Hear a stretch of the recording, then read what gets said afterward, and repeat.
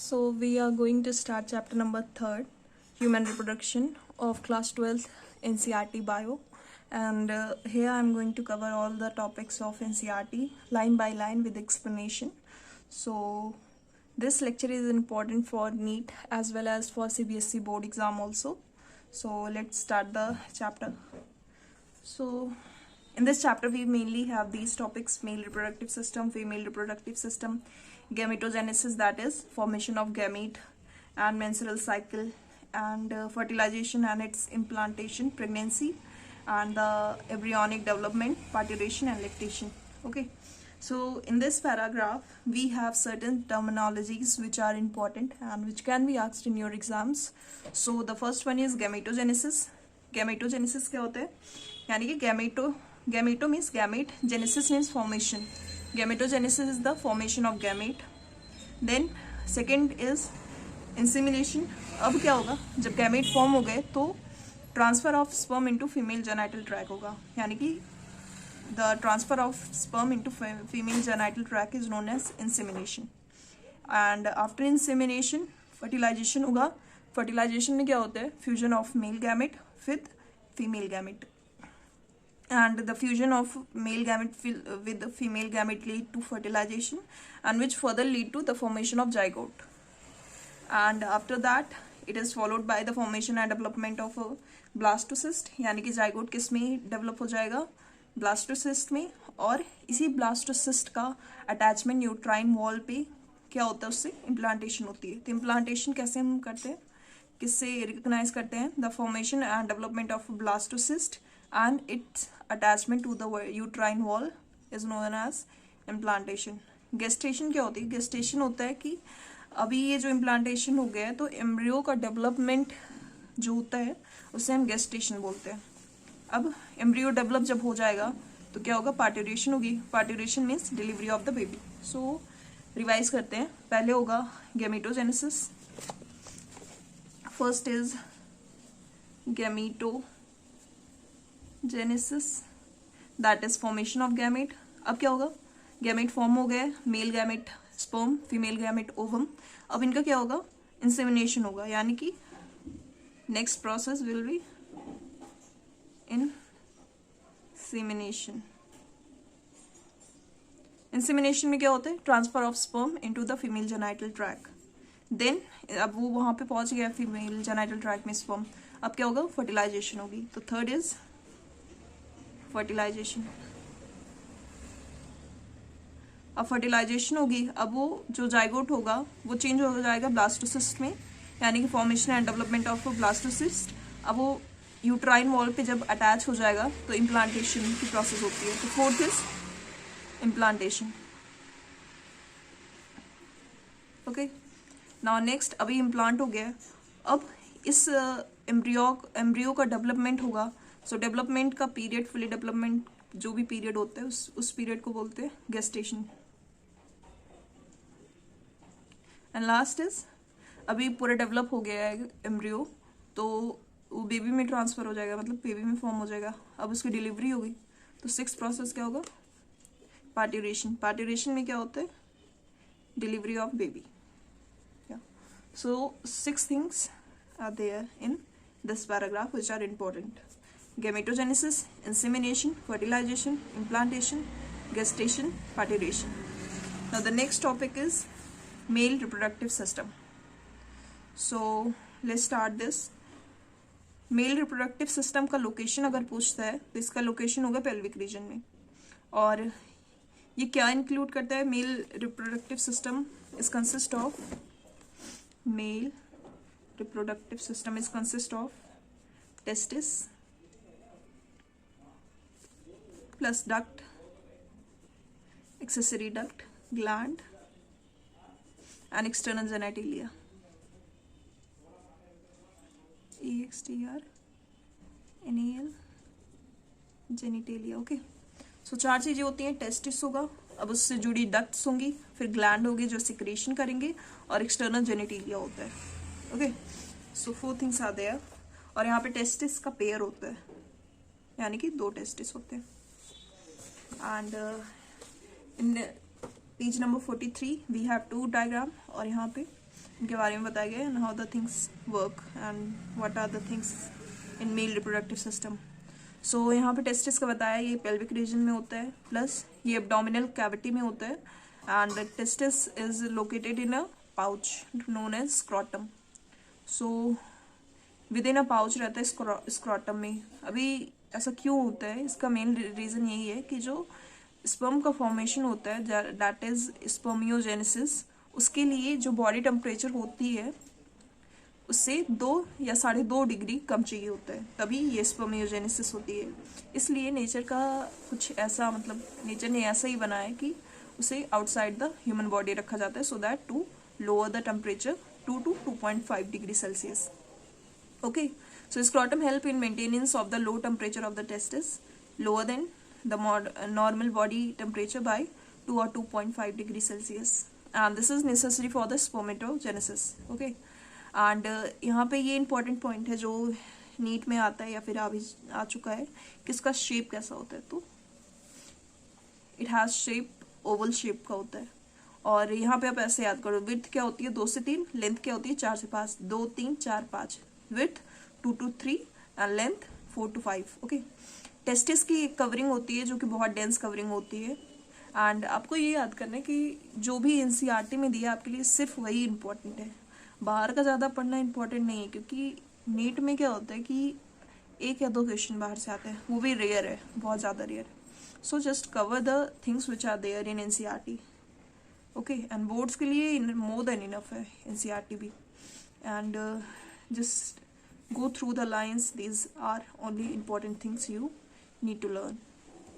Then यहाँ पे आता है भी, testis is covered by dense covering, each testis has about 250 compartment, that is testicular lobules. Okay, so testis है, अभी testis के अंदर क्या होता है, testicular lobules होते हैं, lobule. Okay, so these are 250 compartments, 250 compartments होती है, एंड फिर टेस्टिकुलर लोब्यूल के अंदर भी, एक टेस्टिकुलर लोब्यूल के अंदर 2 से 3 में हाईली कॉइल्ड, ये लर्न कर लेना, हाईली कॉइल्ड सेमिनिफेरस ट्यूब्यूल होता है, सेमिनिफेरस ट्यूब्यूल।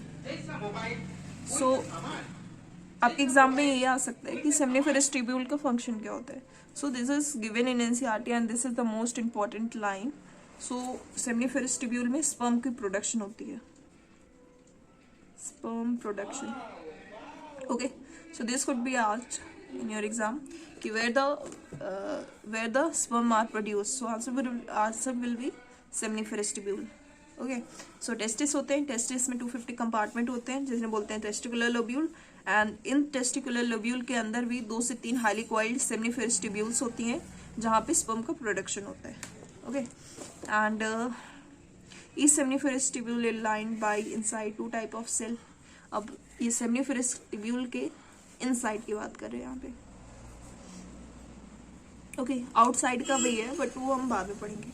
इनसाइड में 2 सेल होते हैं, एक male germ cell and second is Sertoli cell.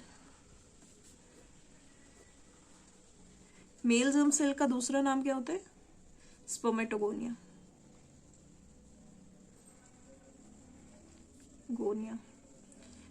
और सर्टोली सेल का दूसरा नाम क्या होता है, नर्स सेल, क्योंकि नर्स जैसा वर्क करती है। ये मेल जर्म सेल और स्पर्मेटोगोनिया क्या होता है, ये चेंज होता है स्पर्म में। Okay, and this Sertoli cell provide nourishment to this spermatogonia.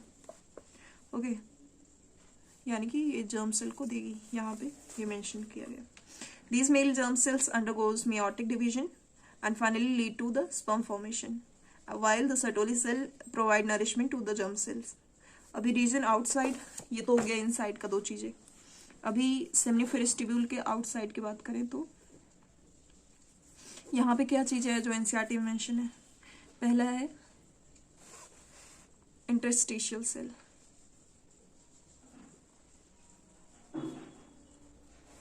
and next is Leydig cell.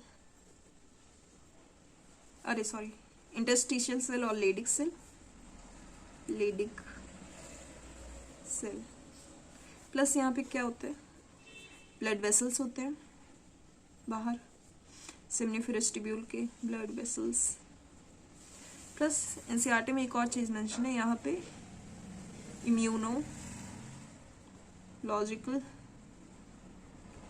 logically competent cell. Okay, so outer side of the seminiferous tubules has interstitial or Leydig cell, blood vessels and immunologically competent cell. Okay, so अभी इनका function क्या होता है interstitial और Leydig cell का, कि क्या करते हैं, सिंथेसाइज भी करेंगे एंड सिक्रेट भी करेंगे, दोनों क्या करते हैं, टेस्टिकुलर हार्मोन,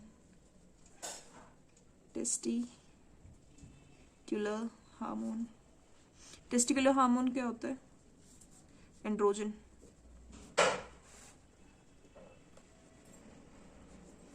ओके, सो ये मेंशन है, फिर से रिवाइज करते हैं क्या होता है। टेस्टिस होती है, टेस्टिस के अंदर टेस्टिकुलर लोब्यूल्स होते हैं जिसमें 250 कंपार्टमेंट्स होते हैं। टेस्टिकुलर लोब्यूल्स के अंदर भी 2 to 3 highly coiled seminiferous tubule होती है जहाँ पे स्पर्म की प्रोडक्शन होती है। ओके, अभी इनसाइड की बात करें तो मेल जर्म सेल होता है और स्पर्मेटोगोनिया होता है जो मियोटिक डिवीजन करके स्पर्म प्रोडक्शन करता है, प्लस इनसाइड में सर्टोली सेल और नर्व सेल होती है, ये क्या करती है, नरिशमेंट प्रोवाइड करती है मेल जर्म सेल को। अभी outer side of seminiferous tubule की बात करें तो आउटर साइड होता है इंटरस्टिशियल और Leydig cell plus blood vessels plus immunological competent cell. Interstitial और लेडिक सेल का फंक्शन क्या होता है, synthesis and secretion of testicular hormone androgen. Okay, and या अभी आगे हम डिस्कस करते हैं मेल एक्सेसरी डक्ट की। तो मेल एक्सेसरी डक्ट के लिए page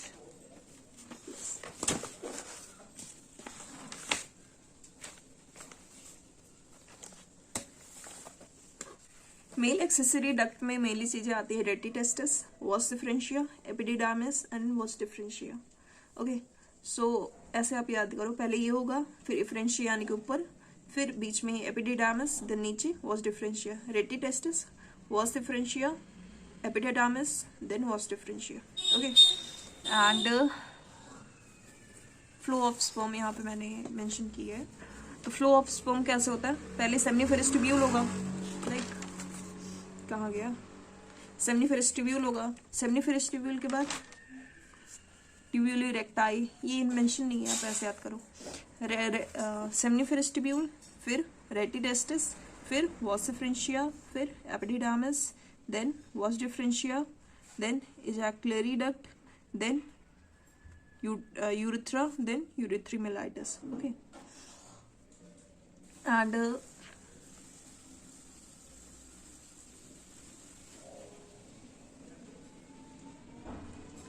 was differential plus seminiferous seminal vesicle form ejaculatory duct. So let's read this para. यहाँ पे ये important था flow chart. So seminiferous tubule of the reti testis open into vas efferentia through रेटी testis, यानी कि seminiferous tubule आएगा, फिर rete testis आएगा, फिर वॉस डिफरेंशिया आएगा, फिर एपिडिडामिस आएगा, फिर वॉस डिफरेंशिया आता है, and vas differentia leave the testis. So this is important कि वॉस डिफरेंशिया जो होते हैं वहां तक, कहाँ तक रहता है, टेस्टिस तक। Vas deferens lie within testis, and testis के बाद क्या स्टार्ट होता है, epididymis. So epididymis is not the part of testis, only vasa deferentia तक पार्ट है वो टेस्टिस का। This could be asked as it is mentioned in NCERT. Okay, so vas differentia leave the testis and open into epididymis located along the posterior of each testis. Anterior क्या होता है, आगे की तरफ, और पोस्टीरियर क्या होता है, पीछे की तरफ। तो ये क्या होता है, एपिडिडामिस कहाँ होता है, पीछे की तरफ रहता है टेस्टिस के। एपिडिडामिस के बाद क्या आता है, वॉस डिफरेंशिया आता है, that ascend to the abdomen and loop over the urinary bladder. Okay, so vas deferentia क्या होता है, ascend करता है, फिर यूरिनरी ब्लैडर के अराउंड लूप करता है, and receive duct from the seminal vesicle and open into urethra. So these vas differentia plus seminal vesicle कहाँ पे enter होंगे? Urethra में through ejaculatory duct, and these duct store and transport sperm from testis to outside through the urethra. So यहाँ पे ये बहुत important हो जाता है कि ejaculatory duct का function क्या होता है. ठीक है, ejaculatory duct का NCERT में यहाँ पे mention है कि ये स्टोर करता है और ट्रांसपोर्ट करता है स्पर्म को. स्टोर एंड ट्रांसपोर्ट एनसीईआरटी में मेंशन नहीं है, बट ऐसा होता है ना कि एजैकुलेटरी डक्ट क्या होता है, यहाँ पे स्टोर करता है प्लस उसे मैच्योर बनाता है स्पर्म को, देन ट्रांसफर कर देता है. तो ये चीज होती है, बट यहाँ पे मेंशन नहीं है, तो आपको वही याद करना है. प्रोडक्शन कहाँ से होती है, याद है किसी को? प्रोडक्शन होती है कहाँ से? सेमिनिफेरस ट्यूब्यूल से. और store and transport ejaculatory duct. And urethra originate from urinary bladder and extend through the penis and its external opening urethral meatus. Okay, so फिर से रिवाइज करते हैं, बहुत इंपॉर्टेंट है. Seminiferous tubule, rete testis, vas deferentia, epididymis, vas deferentia. Vas deferentia के साथ seminal vesicle के भी डक्ट होते हैं जो कि मिलके ओपन होंगे ejaculatory duct. ejaculatory duct store and transport sperm, then urethra, then urethral meatus से बाहर. एंड फीमेल्स में क्या होता है कि स्पर्म जो सीमेन होता है, स्पर्म होता है, इसके साथ यूरिन भी ट्रांसपोर्ट होता है, but this is not in case of female. And यहाँ पे डायग्राम रीड करते हैं, तो इसमें क्या होता है? This is a glans penis, this is foreskin of the penis, this is testis, and this is urethra, and this is pear-shaped bulbourethral, not pear-shaped. This is bulbourethral gland, and this is posterior gland, seminal vesicles, and this is urinary bladder जहाँ पे store होता है. This is ureter, sorry, and this is vas differentia. This is testicular lobule, vas efferentia, epididymis, and this is रेटी testis. And यहाँ पे इस तरीके का डायग्राम वही है, side view. Now the next is seminiferous tubule diagrammatic. So this thing is, यहाँ पे ये देखो आउटसाइड है ना, इसलिए ये इंटरस्टिशियल सेल ये आउटसाइड होते हैं. एंड स्पर्मेटोगोनिया जो कि मैच्योर होके स्पर्मेटोजोआ फॉर्म करते हैं, और इसमें टाइप ऑफ ऐसे फ्लैजेला जैसा होता है. And this is Sertoli cell. ये क्या करती है? स्पर्मेटोगोनिया को नरिशमेंट प्रोवाइड करती है. Okay, so penis is a male external genitalia. अब ये मेल एक्सटर्नल जेनिटेलिया की बात हो गई यहाँ पे. तो मेल एक्सटर्नल जेनिटेलिया में क्या आता है? पेनिस आता है. And penis is made up of special tissue that help in erection of penis. So यहाँ पे जो टिश्यू होता है वो क्या करता है? Erection of penis, and which facilitates the insemination, and enlarged end of penis is known as glans penis. यहाँ पे दिया गया है, ये glans penis होता है, and it is covered by the loose fold of skin, foreskin. और यहाँ पे क्या होता है? ये कवर होता है loose fold से, जिसे हम foreskin बोलते हैं. अभी ग्लैंड की बात हो गई. ग्लैंड में क्या होता है? हमारे एनसीईआरटी में मेंशन है 3 ग्लैंड. एक seminal vesicles, prostate gland and bulbourethral gland. So यहाँ पे जो भी मेंशन है वो याद कर लो, बहुत इंपॉर्टेंट है. Secretion of these gland constitute seminal plasma which is rich in fructose, calcium and certain enzyme. तो सेमिनल प्लाज्मा किससे बना होता है? इन तीनों ग्लैंड के सिक्रेशन से, जिसमें क्या होता है? Fructose. Okay, fructose energy provide करेगा, कैल्शियम होता है, और यहाँ पे कुछ एंजाइम्स होते हैं. And secretion of a bulbourethral gland help in lubrication of the penis. Okay, so this is also important. That secretion of a bulbourethral gland help in lubrication of penis. So we will cover female reproductive system in next video. Till then, I'm making notes of it.